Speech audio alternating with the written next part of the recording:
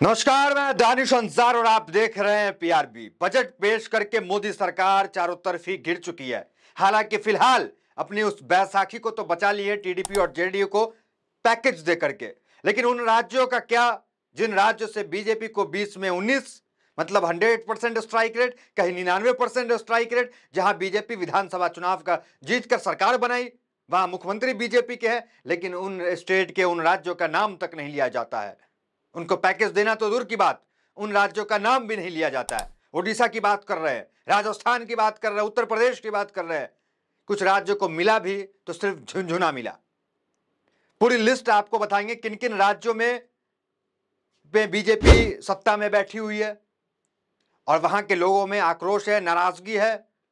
यहां तक कि जो बीजेपी के ही नेता विधायक हैं वो बयान दे रहे हैं इस बार बजट के खिलाफ आकर के। लेकिन अभी खबर क्या है? निर्मला सीतारमण जो बजट लेकर आती हैं, लाल बैग लेकर अक्सर आपको दिखती हैं। कहा जा रहा है कि रिकॉर्ड तोड़ दिए हैं, 7 बार बजट पेश कर चुकी हैं वो। तो इस बार निर्मला सीतारमण को आड़े हाथे किसी ने ले लिया है। राहुल गांधी वो नहीं है, अखिलेश यादव नहीं है जिन्होंने निर्मला सीतारमण पर पलटवार किया है, हमला किया है। वो बीजेपी के ही नेता हैं, वरिष्ठ नेता है, राज्यसभा के सांसद है। वरिष्ठ नहीं, वरिष्ठतम कहिए उनको। उन्होंने जो बयान दिया है, उस बयान देखिए, एबीपी न्यूज के आर्टिकल देखिए आप, उन्होंने क्या बयान दिया है। सुब्रमण्यम स्वामी नाम सुना ही होगा, काफी गद्दावर नेता है बीजेपी के, केंद्र में मंत्री रहे, अभी राज्यसभा है। अपने बयानों को लेकर मीडिया में अक्सर छाए रहते हैं। देखिए क्या क्या उन्होंने बयान दिया, पढ़िए। बजट प्रधानमंत्री कार्यालय पीएमओ में बनाया गया, मगर वहां के मूर्खों ने इसे साइन करने के लिए निर्मला सीतारमण के पास भेजा।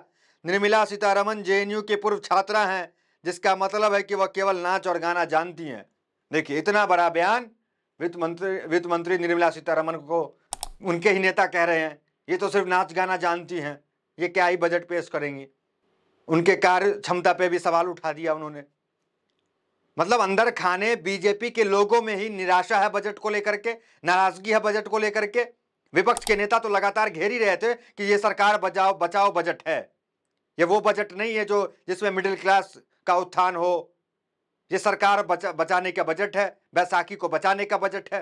हालांकि बैसाखी जिसे बचाया गया वो भी तो अभी खुश नहीं है, क्योंकि उसे भी बिहार का विशेष राज्य का दर्जा चाहिए था, नहीं मिला।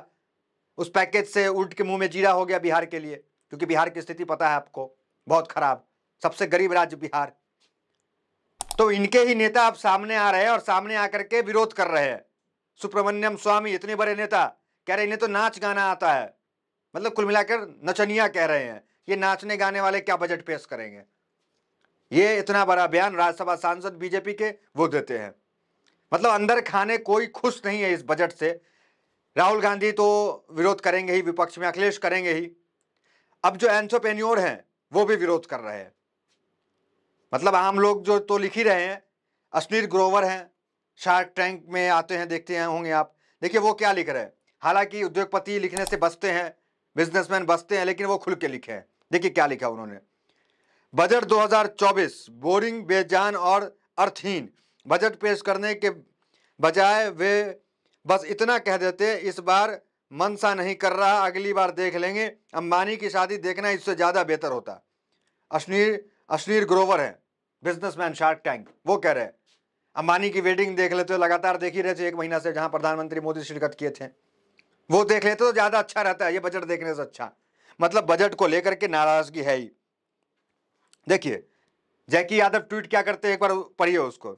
मध्य प्रदेश ने बीजेपी को 29 में से 29 सीटें दी, उसके लिए क्या मिला उसे। ओडिशा ने बीजेपी को 21 में से 20 सीट दी, ओडिशा का नाम तक नहीं लिया गया बजट में। दिल्ली ने बीजेपी में 7 में 7 सीट दिया, दिल्ली का नाम नहीं लिया गया। छत्तीसगढ़ ने बीजेपी को 11 में से 10 सीट दिया गया, क्या हुआ, छत्तीसगढ़ का नाम तक नहीं आया। और उत्तर प्रदेश झुंझुना के सिवा कुछ भी नहीं, नाम भी नहीं लिया गया उत्तर प्रदेश का, इस तरह की भी खबर है। तो कुल मिलाकर के ओडिशा जो मित्र राज्य है, जो मित्र बीजेडी जो है वो मित्र पार्टी है, उनके नेता भी राज्यसभा सांसद विरोध कर रहे हैं कि ये ओडिशा विरोधी बजट है। पात्रा हैं, बीजेडी के सांसद हैं राज्यसभा के। तो कुल मिलाकर सब लोग इसका विरोध कर रहे हैं, यहां तक कि बीजेपी के नेता भी विरोध कर रहे हैं। हमने आपको ये कहा था कि इधर बैसाखी तो इन्होंने बचा लिया, 2 बैसाखी लगा करके, लेकिन उन राज्यों में जिस राज्य में बीजेपी बजट नहीं दी, जिस राज्य की चर्चा नहीं की, जिस राज्य ने इन्हें स्ट्राइक 100% जिता दिया, 99% जिताया, 90%, उस राज्य को बजट में कुछ नहीं मिला क्योंकि बैसाखी बचाना था। अब खजाने में इतने पैसा था नहीं कि हर राज्य का मुंह भर दे, तो कहीं तो कटौती होता, तो वो कटौती उन्होंने कहाँ किया? दूसरे राज्य में जहां वो मजबूत रही। अब वहां के लोग क्या लिख रहे हैं, क्या बयानबाजी वहां के लोग कर रहे हैं? हमने आपको पहले बताया था राजस्थान के मुख्यमंत्री का ट्वीट जो इन्होंने डिलीट कर दिया, बिहार को लेकर के किया था। एक बार फिर देख लीजिए आप, बिहार को लेकर क्या उन्होंने ट्वीट किया। पहले भी वीडियोस में आपको दिखाए थे, भजन लाल शर्मा है, वो ट्वीट करते हैं कि बिहार को ये मिला, 26,000 करोड़ का पैकेज मिला, राजस्थान की जनता विरोध कर देती है। लोग टूट पड़ते हैं भजन लाल शर्मा पे। अरे राजस्थान को क्या मिला ये तो बताओ। बिहार की चर्चा कर रहे हो तो इनको ट्वीट डिलीट करना पड़ता है। दिल्ली से फरमान आया, इन्होंने ट्वीट कर दिया। उसी तरीके से हमने ओडिशा की बात कही, छत्तीसगढ़ के हालांकि मुख्यमंत्री, छत्तीसगढ़ का नाम भी नहीं आया, मुख्यमंत्री कह रहे बहुत अच्छा बजट, औसम। तो कुल मिलाकर के ये जो 4 आने वाले समय में भी विधानसभा का चुनाव होगा और जिन राज्य का नाम नहीं लिया गया तो बजट का सीधा सीधा असर उन राज्यों पे पड़ेगा, क्योंकि वहां चुनाव होंगे तो उन राज्यों को नहीं मिला बजट, क्योंकि बजट से राज्य का विकास होता है, वो विकास थमेगा, वो विकास रुकेगा, तो उन राज्यों में बीजेपी का नुकसान होना जो है पूरी तरीके से उसकी संभावना है। बजट को लेकर और लोग क्या कह रहे हैं, एक नजर उस पर डालिए। राहुल गांधी क्या कह रहे हैं, देखिए, पढ़िए। कांग्रेस सांसद राहुल गांधी ने बजट के बाद एक्स पर पोस्ट करते हुए इसे कुर्सी बचाओ बजट बताया। उन्होंने कहा बजट के जरिए सहयोगियों को खुश करने की कोशिश की गई, जबकि अन्य राज्यों की कीमत पर उनसे खोखले वादे किए। राहुल ने आगे कहा कि बजट के जरिए मित्रों को खुश किया गया, मतलब अंबानी अडानी की एंट्री हो गई है। मतलब नायडू और नीतीश को जो मिला उससे ज्यादा अंबानी अडानी को मिला। राजनीतिक पंडित ये भी कह रहे हैं, न्यूज में, अखबार में तो ये चल रहा है कि आंध्र प्रदेश और बिहार को सब कुछ मिल गया, लेकिन अंबानी अडानी को ज्यादा फायदा मिला उनसे। ये राजनीतिक पंडित लिख रहे हैं। राहुल गांधी भी ये कह रहे हैं अंबानी अडानी को फायदा, लेकिन आम भारतीयों को कोई राहत नहीं। उन्होंने तीसरा पॉइंट कॉपी और पेस्ट बताया। उनका कहना है कि ये बजट कांग्रेस के घोषणा पत्र और पिछले बजट की कॉपी पेस्ट है। जो कांग्रेस घोषणा पत्र निकाली थी उसी को कॉपी पेस्ट कर दिए, युवाओं को रोज पहली सैलरी वाले चीज़ें, तो ये सब चीज़ें वो कह रहे हैं।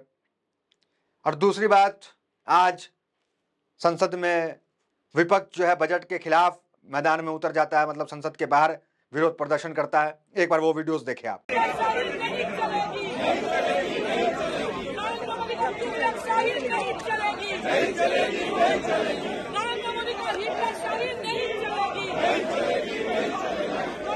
तो इस बजट की तनातनी के बीच एक खबर यह भी आती है कि राहुल गांधी संसद में किसानों को बुलाते हैं, हालांकि उन्हें रोक दिया जाता है, किसानों को अंदर आने नहीं दिया जाता है। तो राहुल गांधी खुद बाहर निकल के संसद भवन के बाहर चले आते हैं गेट पे और देखते हैं क्यों रोक दिया गया, पता करते हैं। फिर उसके बाद जो है किसानों को अंदर लाते हैं और मुलाकात करते हैं, बातचीत करते हैं। देखिए, विपक्ष का नेता प्रतिपक्ष, इसी का नाम होता है। आपने पहले कभी नहीं देखा होगा कि कोई किसान जो है वो संसद भवन के अंदर जा रहा है, बातचीत कर रहा है, अपनी समस्या रख रहा है। कभी ये तस्वीर नहीं देखी होगी, क्योंकि 10 साल से तो संसद जो है वो आवारा थी। संसद के अंदर जो है विपक्ष का कोई नेता नहीं था, विपक्ष मजबूत नहीं थी, विपक्ष का नाम भी नहीं था। आज विपक्ष का नेता है, नेता प्रतिपक्ष है, नेता विपक्ष है राहुल गांधी के रूप में। और वो राहुल गांधी किसान नेताओं को जो 10-12 की संख्या में, 15 की संख्या में रहते हैं, सबको बुलाते हैं संसद भवन के अंदर, बातचीत करते हैं, समस्या सुनते हैं।